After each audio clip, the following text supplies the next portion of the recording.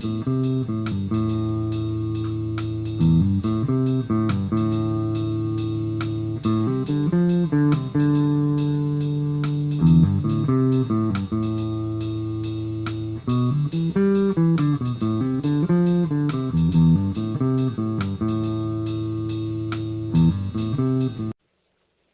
afternoon, Keston Alvarez.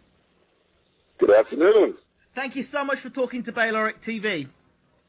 I'm happy to do it, man. Happy to do it. Big fan. Now this is a different type of interview here because I'm actually talking to a relative, my cousin from the States. Yep. One of my favorite cousins, big time. So now we're going to talk about a few things because you're in the entertainment industry, you have a big love for boxing, and you like MMA. And anyway, as I do with all the guests, no exception to the rule. Tell us a bit more about you and what you're into and what you do. All right. Well, I mean, right now I do a couple different things. I'm still a casting director, so whenever there's films and things taking place in South Florida, a lot of clients will contact me, and I try to find talent for them. And I'm also a photographer and represent a few artists still. So, and I don't know if you remember, but what even got me into representing artists or got me, to kind of go after it big time was you. Yes. I remember, wasn't it Tina? Was it Tina? Tina Moore. Tina Moore. Yeah, it was Tina Moore. Yeah, I was a fan of hers, and I just used to, I loved her music, and I didn't really think that I could manage her, and due to you, kind of like pushing me to do it, and then, I went ahead, contacted her, and I ended up being her manager for a while. So, yeah, you're a big part of it. Thank you so much. I want to say something that absolutely, it's funny how this happens. Yesterday, I got a tweet on my Twitter account, and it was from Shantae Moore fans. Do you remember Shantae Moore? Yeah, I do. I do. A tune called Way You. Wow. Remember Way You? Do you remember that? I think so. I believe so. I mean, I don't want to ruin the tune because I'll just destroy it. I can't sing. I'm not going to try and sing it, and I'm not going to try and embarrass myself more than I already have. Don't butcher it. Don't butcher it. Right, I'll let some other artist butcher it instead. But Way You, great track. And I don't know if she's making some sort of comeback or something, but I think they were looking for like more fans to support her, and I thought, wow, she's got an excellent voice. Don't hear much about her anymore. And I thought about you, and then you're talking about the whole Tina Moore thing, and Shantae Moore, what a talent, and you don't hear much about her anymore. What's going on? Yeah, it's true. Well, I mean, I think what I've noticed, from being in the industry for a while, is that it's very difficult for female entertainers to make it in this industry. And I actually, give a lot of props to any female artists or sometimes even, actresses that make it in the entertainment world, because it's such a male-dominated world that, they're forced either to conform into a stereotypical role of the girl that sleeps around to get to where she wants to be, or they just take a lot of crap to move up the ranks. So it's a lot of them, get, pushed into drugs and partying and that lifestyle, and, they get seduced by, like, the money and extravagance, and they lose their way. So any female that actually makes it and is successful, you got to tip your hat to them, Now, I want to go back a bit. We're going to delve back a bit because, I mean, you know who you are, and I'm sure people that listen to this who will know you will know more about you. But I want to go back a bit into the sort of people that you've been working with, because I remember one evening you said to me, "Cuz, let's go out. We're going to go and meet Missy Elliott, Justin Timberlake, Trina," and it was at a Holiday Inn. And I said to you, I said, "No, I'm not going. They don't know me. I'm no hanger-on." That's what I said. Right. Do you know what? Right. That was the biggest load of baloney I could have possibly said at the time. I'm like, now what idiot? Well, I mean, I get it. Like, I've actually, that was when I was doing, I think, what movie was that? I think that was a Miami Tale. Too Fast, Too Furious. I remember, or something like that, because we were looking at the cars, do you remember? Yes. Well, I think the Too Fast, Too Furious we did afterwards. But, there was I think it was a rap party for a Miami Tale, and they invited us. And for me, I'm not that into that scene as well. But, when you get an invite, from the director or producer, it's like, you kind of have to show, as someone that's helping out with casting. So that's hold on. it. I remember now. You set me up like a right. Well, let me put it this way. Let me tell the listeners something here. Yeah, my cousin says, you know what? You should go for an audition. And I'm sure, was this a Martin Scorsese movie? I'm sure it was. Well, no, John Singleton. Oh, yeah, that was Too Fast, Too Furious. Yeah, John Singleton was doing it. And the Miami Tale, I remember going for the auditions. So I was sitting there for 3 hours, sitting in this line. You laugh on, right? And I was sitting there for 3 hours, and then this guy goes, next. I'm like, right, first of all, this is the first time I've ever done an audition in my life. So I'm thinking this guy's got no damn manners whatsoever. That's in my mind, I'm thinking this. He goes, next. And he goes, yeah, can you now say this in a Jamaican accent? I went, that's bloody typical. Why would he expect me to? I'm not even a Jamaican. He wants me talking a Jamaican accent. Can't you see I've got a UK accent? If I wanted to talk Jamaican, I would have come with a Jamaican accent. I went, oh, yeah, it's easy to do. No, I turned to the guy and went to him, I'm sorry, I'm a Brit. Or I don't speak, I said, I can't speak a Jamaican accent. My family from Trinidad and Tobago and Grenada. So what do you want me to speak like a JA for? And do you know what he said? Next! What's that? And I turned around, it was actually Oh, man. So I didn't know what the hell I was doing at the time. It's so funny that I don't even remember, you probably were mad at me that you didn't tell me all of this back then, because I didn't even know that was your experience. I'm not mad at you. I kind of look back and think to myself, God, I was so naive back then. But yeah, weren't we all though, man? There's so much things that we know now that we didn't know then, Yeah, I guess so. And if you give me those opportunities again, I think now, being with Bayloric TV and all that stuff, I'd be snatching all the situations up, Yeah, I know. The funny thing is that, I've done all of those things for a while. I don't know if you knew, but I used to represent Flo Rida in a group that he was in called the Groundhogs. Okay. And, I worked with him. We traveled. We went to Pennsylvania. We did shows with Busta Rhymes. And, I lived that life for a while. And then once I got out of it, I feel so much happier, It's like now I tend to do things on a smaller scale, but I still have all the connections, and I try to just help people improve their lives through, getting them in a position where they can make money, Okay, now here's another situation. Now I remember, and I will never, ever, I'm a married man now, but I will never forgive you for this, honestly, yeah? Uh-oh. I remember this year, and I'm like, this lady came to the door. She was like so attractive. She came to the door, broke my heart. She came to the door and you went, okay, step into my office. And I remember you telling me the whole process that you have to make sure that bodies haven't got tattoos on it and stuff like that. And you were very professional at what you're doing. But it was like, there was just like stream loads of women just coming to your house and you having to and I'm like, just stream loads of women. And not one of them, I couldn't say like, I was looking at oh, she's got funny teeth or she's got funny eyes or, she all of them were top notch. And like, you're like, next. And I'm like, and that is torment for a young lad. That's just torment. Because that's torment. And to you're like, oh, well, it's what I do. It's what I do. I'm like, what? The funny thing about that is that even me, when I look back now, I'm like, wow, I can't believe they used to have them come to my house, because now they just like, they come to the office. Oh yeah. So but I'm blown away. Like my neighbors, would tell me, they were like, hey man, we kind of liked it when you used to have all the girls come to the house. We used to sit down outside and watch them. And I'm like, I had no clue that this was going on at the time. For me it was just like another interview or another casting. Wow. See, it's amazing how that is. So, talk me through the process of a typical day. I mean, when I look at that now, it's like I understand now there's a process. But can you talk me through the process of, the process from the girl calling you to you getting them through to actually getting them on set? How does that whole process work for you? Well, back then, it's different from how it is now. Right. You know, back then, what I would do is, you know, I would go either, back then I was either a junior casting director or a casting director. So I'd either work with a casting company, and they would let me know what they needed as far as extras and whatnot.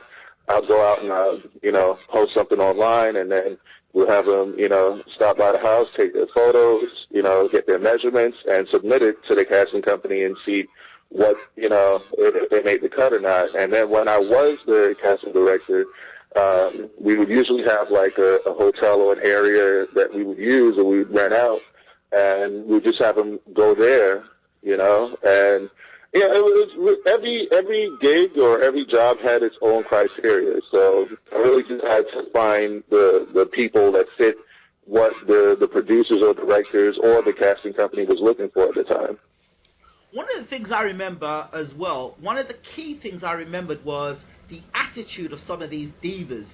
I mean, I remember you saying to me, them coming, not, you know, you getting them the job and then not prepared to get up at 5 a.m. in the morning or 4 o'clock in the morning to be down at the beach. Yes. So talk to me more about this. Yeah, a lot of them hated the early call times. Call times are usually like at 5 or 6 in the morning, and you know, a lot of them were happy to get the prestige of saying, hey, I'm in this movie or I'm in this film. But they didn't really want to do the work of waking up early, showing up on time, you know, sometimes sitting down, waiting around, doing nothing until it's your time to go do your scene, and then doing that scene repetitively over and over, you know? So that's something that, especially I think in South Florida. South Florida has a different mentality, I think, overall when it comes to work. I think a lot of them love money, but they don't necessarily like to work. So it could, you know, for me, it could be, you know, just a geographical thing. I think. No, I think that's the same way in Grenada as well. I think that's probably for most of the people in the world, they like the money but don't like the work. Yeah, but there's some people, like when you go into certain cities, like I think, you know, even when you get to New York, these people are hungry for these opportunities. So, you know, when you know, the opportunities are available, they're happy to wake up early and show up on set at a certain time, you know? So, it might have to do with the weather. It might be that, you know, the places that have, you know, all the seasons or cold environments, they're just a little bit more like energetic or something, because, you know, South Florida is almost like an island laid-back lifestyle, you know? Right. So, yeah. I mean, for you, what the sort of people you worked with in the entertainment industry, what was the biggest name you feel in your mind was the biggest name you worked with? As far as the biggest name, I mean, I can't really think of someone I would say is the biggest name. I mean, right now, you know, as far as like my actual clients, I mean, Florida is probably one of the bigger ones, but. You know, I mean, he was somebody that, you know, we worked with for a while, and he would be, like, in the same room where you were there at the house. Yeah. We'd be in there, like, boxing and messing around and, you know, and then drive to the studio and make a song. So, but I think probably one of the people that I enjoyed hanging out with the most was probably Hulk Hogan. Hogan? Yeah. No, not like Hogan. You mean the guy that... wrestling? Yeah, Hulk Hogan. He was an awesome person, man. I mean, I was working with a producer named Damon Elliott at the time, who's Dionne Warwick's son. And, you know, cousin to Whitney Houston. Right. So I was working with him for a while. Actually, I met Dionne Warwick through him, which was awesome. But at the time, he was producing Brooke Hogan. So he invited us to, you know, to go over. This is when Hulk Hogan and his family was shooting, I think it was like Hogan's Knows Best in Miami. Yes. So, yeah, so they invited us over to the mansion there, and, you know, we hung out. He showed us the Supras and the cars that he had. And then from there, you know, he even told me, I think at the time I was working on another gig, and I had a couple models that needed to come in to interview at my office at that point. And you know, I told him I don't think I'll be able to make it because I have a couple interviews. And Hulk obliged, and he was like, "Yeah, just have him come down to the mansion. You can interview him there." And so, you know, the way how that whole thing worked out was rather than them, meeting up with me at the office like normal, they drove all the way down, to Miami, met with Hulk Hogan and stuff, and then from there they didn't want to leave, Damn. So, and Hulk ended up taking Damon Elliott, myself, I think, and like 6 or 7 other models, his son Nick, Brooke. He took all of us to dinner. We sat down, we ate. And then afterwards, the models left, and then he went to the studio with us, and it was just awesome. Like, he was just a really awesome person to be around. Wow. So when you first met Hulk Hogan, were you like starstruck, or at that point were you like at the point where it's like, you know what, I met a lot of dudes anyway, you're just another? No, he was actually, his demeanor is like, the way he came off is that he doesn't think much of himself. He was just a humble guy. So when I met him, the vibe was just really like cool. It was just like meeting another person, but a good person. And, for me, I grew up watching him as a kid on TV, so I was a little bit like, wow, that's Hulk Hogan. And then the first thing that actually came to my mind, I was like, we're actually around the same size. I thought he'd be bigger than that. Wow. Because you're quite a big guy yourself. How tall are you? I'm 6'5". Yeah, and I think you're 200 and plus pound, I remember. Yeah, now I'm 260. I need to drop down in weight a bit. Yeah, so while we're on the subject, let's talk boxing. Another reason why I should hate you. I think I should have this interview should be 5 reasons why I should hate my cousin. I think I've gone to about 3 reasons. Let's go to the 4th reason. No. Here's a reason why I've got a lot of love for you. Let's say about love. I remember when I was going in the States and you hooked me up with a trainer. What was the trainer's name? Mm-hmm. Do you remember? I believe, yeah. Well, I know the guy that you were working with was Gene. Yes. Gene was working with you, yeah. And then the actual trainer, his name was Isaiah. Right. Damn. What gym was this now? I can't remember what the gym was. Yeah, back then it was Warriors Boxing. No, that was the one in that was Roy Jones's gym. Right, exactly. Yeah, but there was a gym before that. There was a gym because I actually went down there. After day I got upset with you. You said something and I got mad. I walked out. I listened to some Rocky and you turned the Rocky off. I said, screw you, and I walked out. Something like that I said. Right. I'm going to the gym anyway, so I went down the gym. And it was Roy Jones' gym, I remember. Yeah. But there was the other gym. There was another gym. I remember doing lots of training down there. That was down Fort Lauderdale. And Gene took me there, but there was an old guy there. And it was on 52nd or 51st Street, something like that, west. That one, to be honest, I don't know of that one, or maybe I don't really remember it because it was Don King's gym. It was what? It was Don King's gym. Oh, Randall okay, Bailey was in the gym yeah. as well. I remember meeting Randall Bailey at the gym.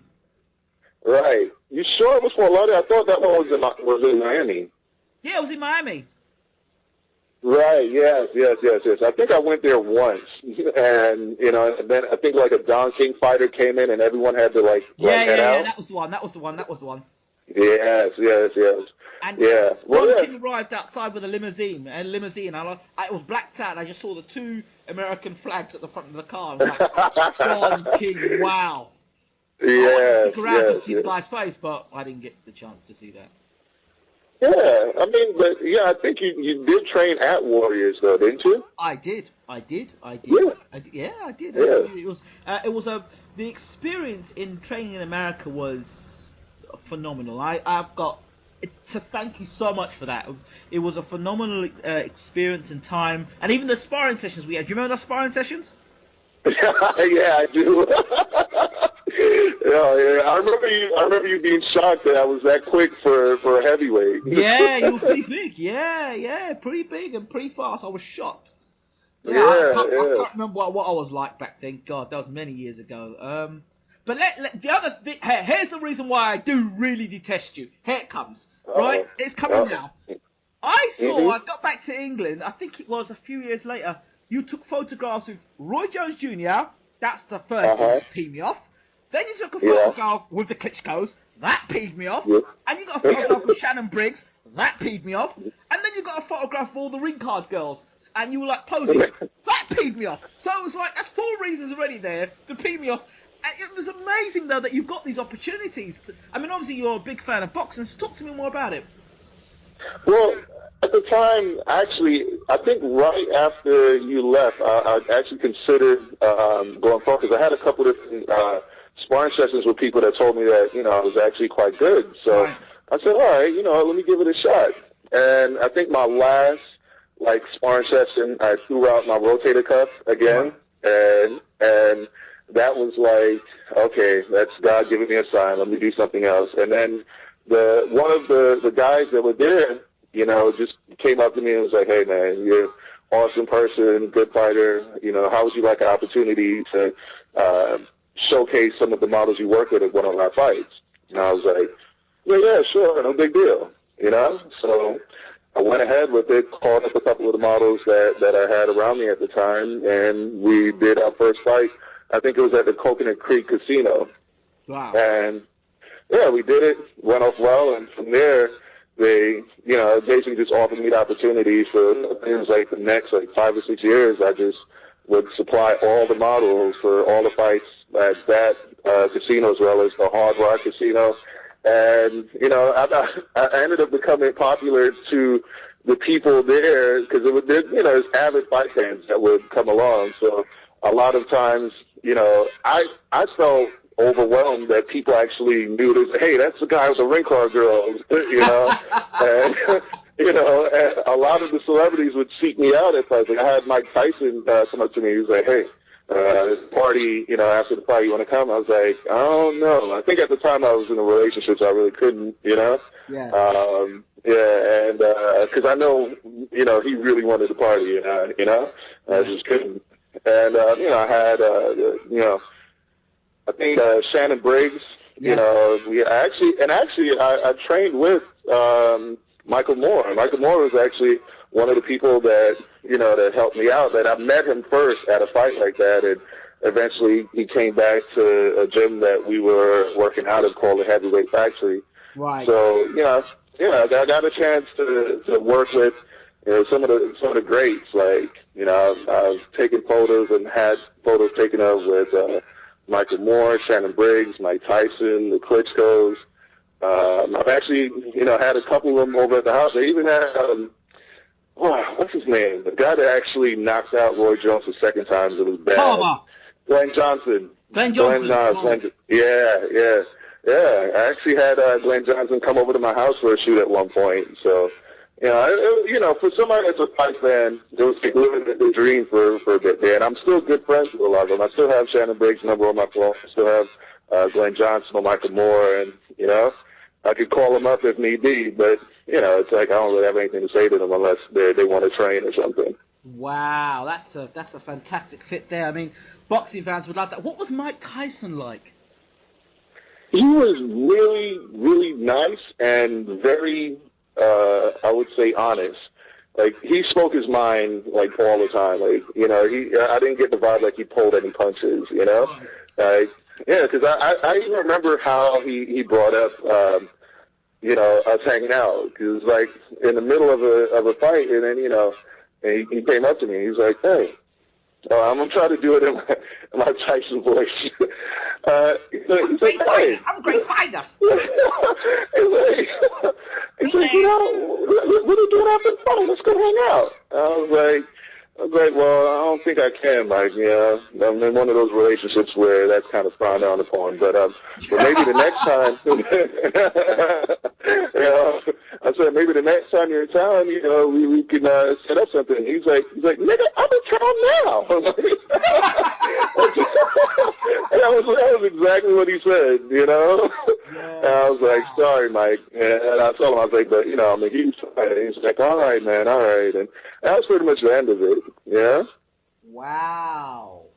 So yeah. So from that, you've done the boxing. You've met. What were the Klitschkos like? I mean, I talk to their trainer, James Alibashir, quite often, but I've never actually got a chance to talk to any of the Klitschkos, which is one of the interviews I'd love to get to do. What were the Klitschkos like when you met them? The most average people you could think of, and they almost seemed in awe of everything that was happening around them.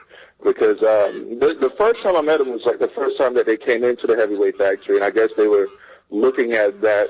They were looking, at it as a place that they can train and work out. and they kept on saying, like, wow, this is amazing. This place is, like, you know, they haven't been in a place where they could train that seemed like this. It was, you know, very nice and well-rounded, and, you know, they were really in love with it, and they were just kind of walking around like two kids that haven't seen, you know, it's like their first Christmas kind of deal, you know? So, yeah, so that I was shocked at, because I would have assumed, you know, they were already champs for many years, you know, when I first met them, and I kind of assumed that they were used to it. But they seem extremely humble, nice. I remember I asked them, I was like, what do you think about mixed martial arts? And they were both like, you know, well, actually, I think Vitaly was like, the first thing he said, it seems like barbaric, you know, and I think he said, I think it's kind of barbaric, and I was like, oh, okay, well, that's surprising to hear. And then I think Vladimir, he was like, well, you know, it's very exciting to look at, but I don't know how long it will last, or something like that. And you know, and I just kind of asked them a couple questions, and they answered it like pretty straight up. And they were just like normal guys, you know. Wow. So I know that you love MMA as well, and guess we're gonna have to talk about it. The amount of people that come to me and say to me, you know what, you should do interviews with MMA people. It's time you did some MMA interviews, and I'm kind of considering it. But you know, I guess my interest in MMA has started because of the boxers, or UFC boxers, has gone into converted over. Ray Mercer, right? Famously or infamously, James Toney with Randy Couture. Oh yeah. Who else has there been? There's been a few others, and yeah. You know, well, I can tell you this from experience. Like I've actually developed an interest in it. I would say over the past since like 2006, I would say I really started paying attention to it.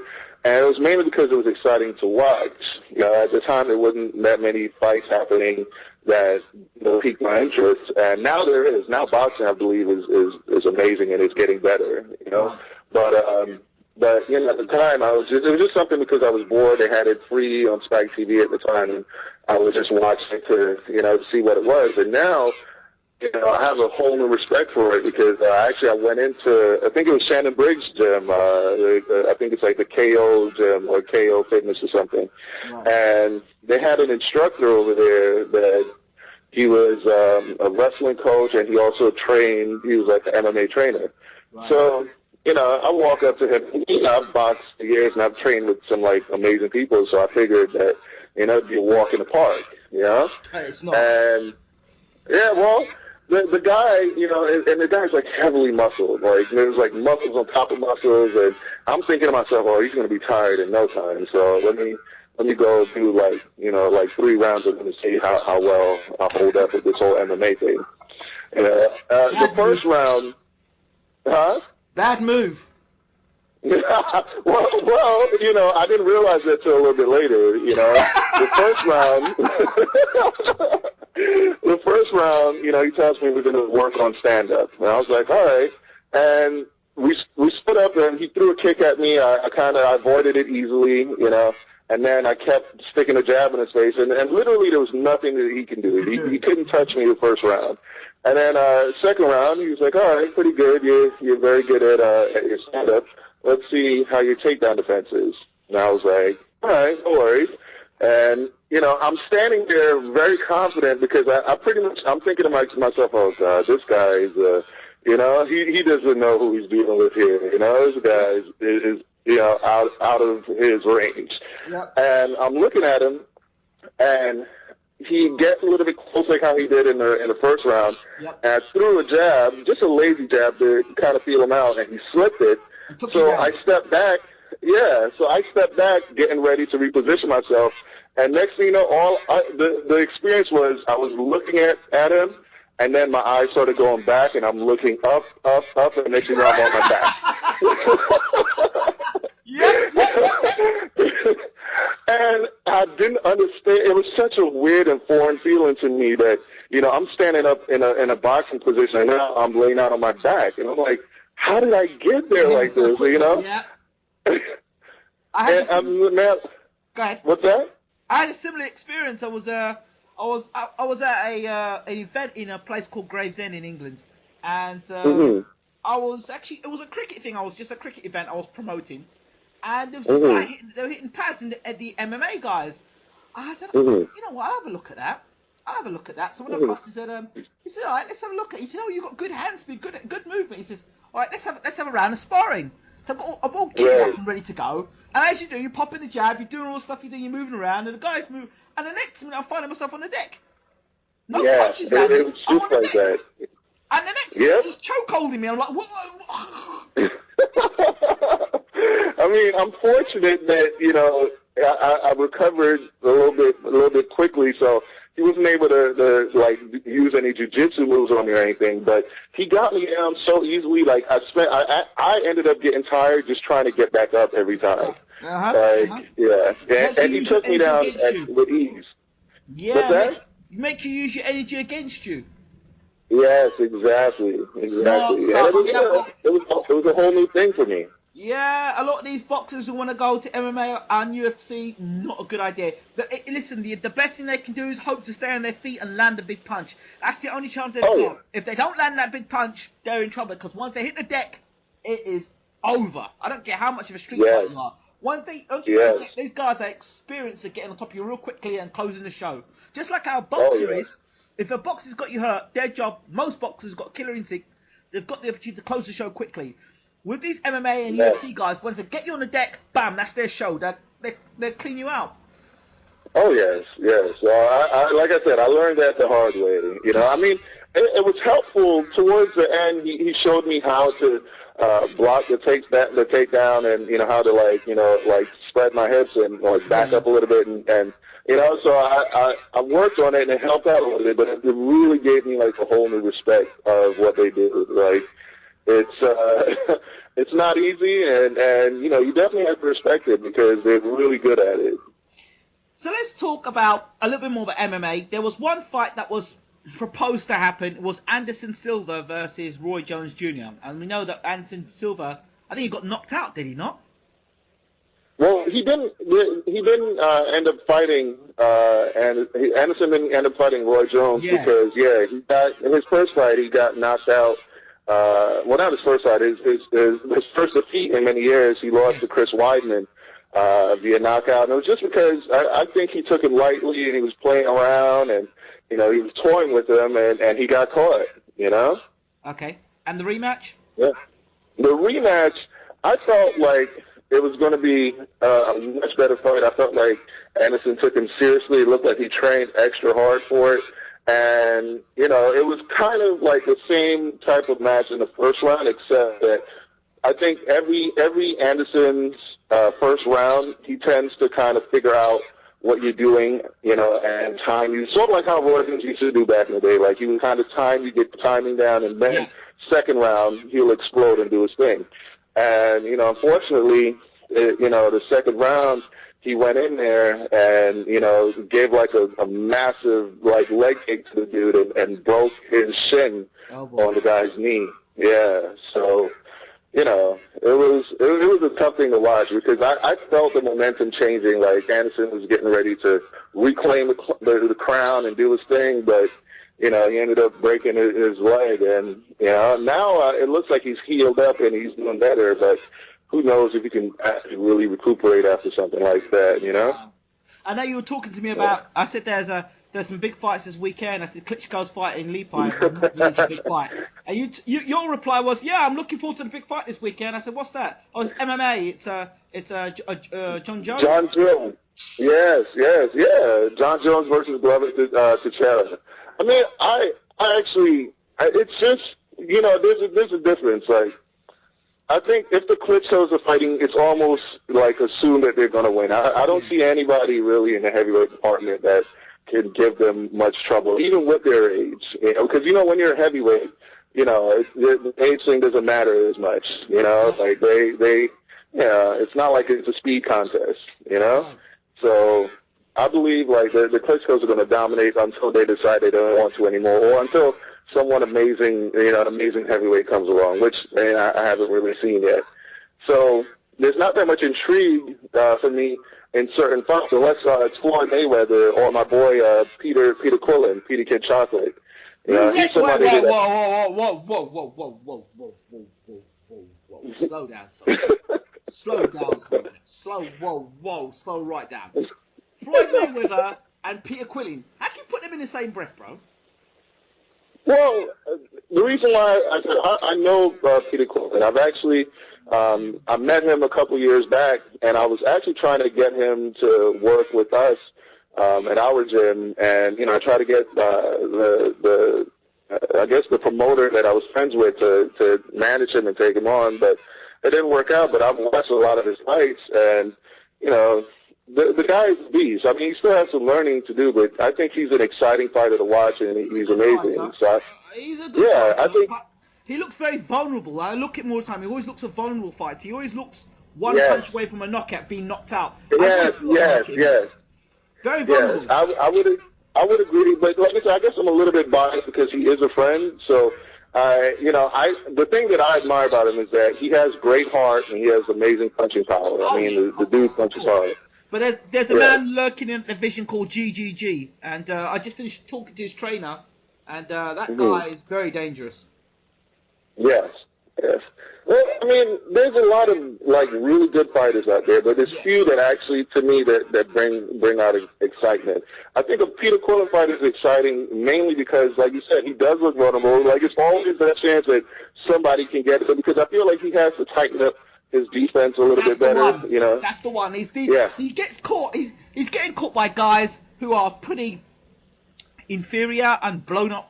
Middleweights or light middles. Right. When he gets into a real solid middleweight who can really punch, you can't take chances like that. And if he leaves his chin like that for GGG, he'll be melted chocolate. Put it this way. So. Yes. No, I agree. You definitely have to. He has to tighten up his defense big time. But what makes him exciting is that he gets in those vulnerable positions because he's going after it. He steps into the mouth of the lion to do damage, and he takes damage at the same time. And I think that's also what makes MMA exciting to me, because a lot of these guys, their stand-up, to be honest, MMA guys, a lot of their stand-up sucks. But there's a few of them that has decent stand-up, and they just make the fights real interesting to watch because they can get caught at any minute, and they can also stop the fight at any minute. So it's a lot of fun to watch. We're gonna flash back now. I'm gonna take you to another flashback moment. Another moment where I should despise you as well. Oscar De La Hoya. Do you remember? Oh my God, there's something with Oscar De La Hoya. I used to tell you, I love Oscar. I used to tease you about him. Yeah, I say I love Oscar. Oscar's a great fighter. I love Oscar. And you turn and said to me, that Oscar De La Hoya is a fake. He don't care about you, and he's a fake. Trust me, he's a fake, bro. He's a fake, and you'll see. Right? It's so funny. Right. You flash forward now. Oscar De La Hoya now has got a lot of alcohol problems. Dressing like a woman, and Oscar's in a real bad way now, and I guess your words have come to pass. Yeah, well, I mean, I consider myself a decent judge of character. After doing castings and interviews for so long with so many different people, for me it was pretty easy to read Oscar. I can tell when someone is trained and knows how to talk to the public and knows how to talk to different people. I didn't feel like he was coming from the heart at all the majority of the time. I felt like he was saying what needed to be said to look good to people, and I felt like he was living an alternate life outside of it. So I was never really a fan because of that. I'm more attracted to people that are real. Even if they're not that great, like Tyson wasn't the nicest of people or the nicest personalities, but I always felt like he was being real to who he really was. That's true. So I appreciate that, So I know, because you're a very ambitious man, a very, very positive, very forward-thinking, progressive man, and I want to talk to you a minute about Floyd Mayweather, and I want to talk about his enterprise, his real vision, and what he's done at Showtime. What are your thoughts about this and what he's done? I think it's actually quite amazing what he's done, because he's not only elevated boxing, almost single-handedly when boxing wasn't being talked about that much. but he's also invigorated the whole fight game, because there's MMA people, talking like, man, I wish I could get Floyd Mayweather money. I wish I could get Floyd Mayweather type of press. From heavyweights to lightweights to featherweights, everyone is really interested in what he does, and I think that's one of the things that people, whether you love him or hate him, you're interested in him because he is real. I think he's authentic. You know that that's really Floyd Mayweather. Like, what you see is what you get. And I think underneath it all, I believe he's a good person that cares a lot about his family.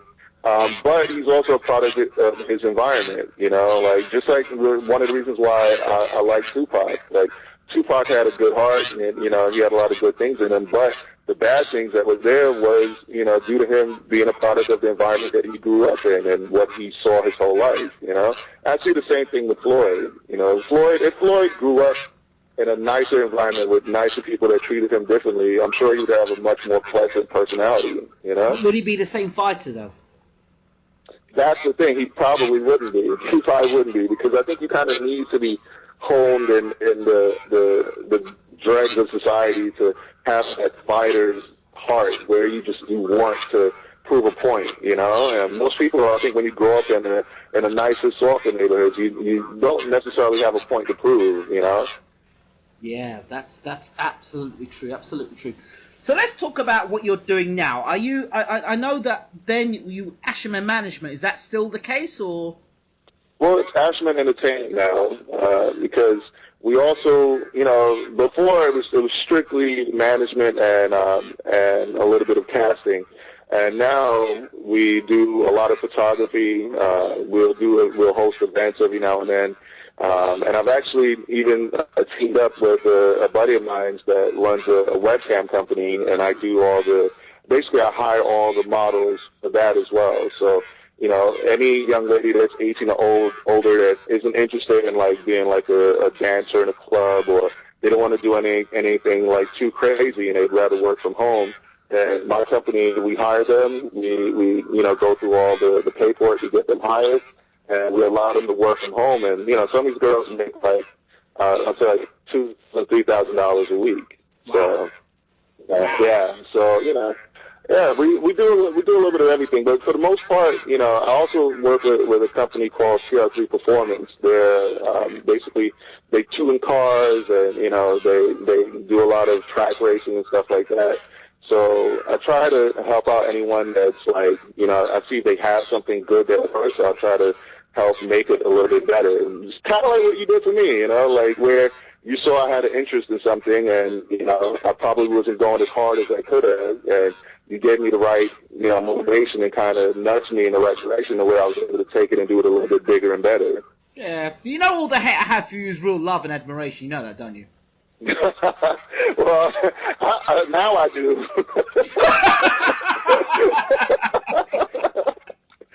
Oh man, but and it goes, and it's vice versa, man. I looked at the things that you've done, and one of the things that I always say about you at family functions and stuff, I say I admire you because you're one of the few people I know that will say something and then go do it.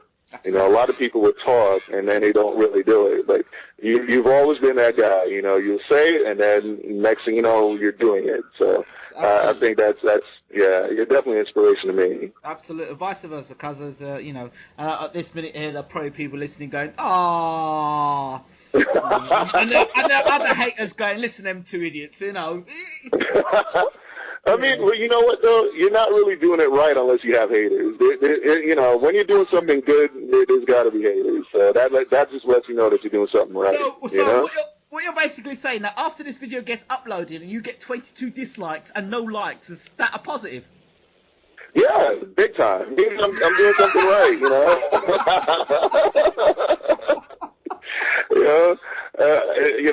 I'm actually, quite prepared for that. And I get it a lot because, I get it. There's a lot of people. I'm actually quite surprised when people are, respectful and really into what I do. It kind of takes me back when somebody tells me, like, you should write a book, Keston, or, I read your quotes every day and it inspires me, because I don't expect to get that type of love from people, because a lot of times I'm just being me. I'm just saying what's on my mind, or, doing what feels right to me. And so I expect that a lot of people would either misunderstand or not get, where I'm coming from. So whenever I do get the love, it's a plus, What do you think's been the key to you being able to do what you do, Keston? I mean, you're living your life. You're doing what you want to do. You're not doing a 9-to-5 job working for somebody else. You're doing it for yourself. So what do you think the key is? I think it's just wanting to. I think it starts with, you wanting to do something. Because I had the 9-to-5. I was actually, telling my girl the other day, I said, it's amazing that I was 21 and I was an inspector at AT&T, and everybody was like, wow, this guy's so young and he's an inspector. I had a condo by the beach. I had, my car was like paid off. I had a company vehicle. I had a company credit card. And, I was living like the life what a lot of people would think, is the life. But I remember feeling totally unfulfilled. Like, I remember waking up one morning and I was like, is this my life? Is this what I'm going to do for the rest of my life? Like, I'm just going to have money. I'm going to be okay, but I'm not going to make a difference in the world at all. And I think it was either that day or the next day. I walked in to the office. I wrote up a letter of resignation, and I quit. And that's when I decided that, regardless of whether the money will be there or not, I want to do something that I feel good about, that I feel like I'm making a positive difference in the world. Like, I'm helping, either people, improve their finances or improve their outlook, or just be in a position where they can be happy and take care of their families. Mm-hmm. Wow. Yeah. I know that you've got Caribbean descent, so talk to me a little bit more about your family connections to the Caribbean. Well, originally, I was born in Trinidad. Both my parents were born in Trinidad. My grandmother is from Grenada, as well as my grandfather. So, I have strong ties to both, Trinidad and Tobago and Grenada. My dad is still involved in the government of Trinidad, and he also owns a construction company there. So I think maybe a lot of my entrepreneurial side may have come from my dad, because I grew up with him running his own company and doing his own thing, and I guess I just kind of followed suit in that regard. Right. In terms of Grenada yourself, how do you think? Because Grenada, I don't know if you know this, and that's why Bayloric is doing what it's doing at the moment. It hasn't got anything that promotes the entertainment industry. Grenada does not really promote it in that way, although they've got their musicians and musical artists and those who are, soca, calypso. Other than that, really, when you talk about actors and actresses, and this is what I'm trying to work through with Bayloric TV, with what we're doing now as the Grenada Teen Summit, we've got young people together sitting down talking about the issues that affect them on the island. There's nothing more than that, so we're the only sort of entity at the moment here in Grenada doing anything like that. Is it something in the future that you would consider doing? Yeah, it's funny that you mentioned that, because the last time that I went to Trinidad, it was actually for Christmas of 2012. I remember thinking to myself, there's so much potential here, but the people are too busy trying to be American that they don't realize the paradise that they're in, and they don't realize the potential that they have right here, So I actually got this desire at one point, that I definitely want to do something in the Caribbean where we can be our own entity, where we can do our own thing, produce our own TV shows, have our own talent, castings, and really just kind of our own culture and show that it's beautiful, that it's fun, that we have amazing, beautiful people in the Caribbean, and tell our own story and do our own thing. And maybe set ourselves up to be where the United States is trying to be like us, Yes, absolutely. Keston, before I finish, I want you to, how do people reach out to you so they might have listened to something you said there, they may be inspired, they might want to do business with you. How do they contact you? I mean, I'd say the easiest place to get in contact with me right now is via Facebook. I'm constantly on there, as you know. So, my Facebook is facebook.com/Keston Keston.Alvarez. So Keston Alvarez Alvarez. Do you have a Twitter account? I had, and I closed it down. I have an Instagram though, and the Instagram is King Keston. Okay, great stuff. Great stuff. Keston. Yeah. One final thing. If you have any models or you have anybody that you'd like to meet to do any interviews with, we would love to feature them on BWT TV. And remember as well now, the station is going to be up and running shortly. We've revamped it and we've got lots of footage and new content. So we'd love to be able to feature your clients. Awesome. All right. Well, I have a couple, so I'll definitely be in touch with you about that. Okay, sounds great. Ladies and gentlemen, that was Keston Alvarez. Thank you so much for talking to BWT TV. Thanks a lot, man. I really appreciate you taking the time. No problems.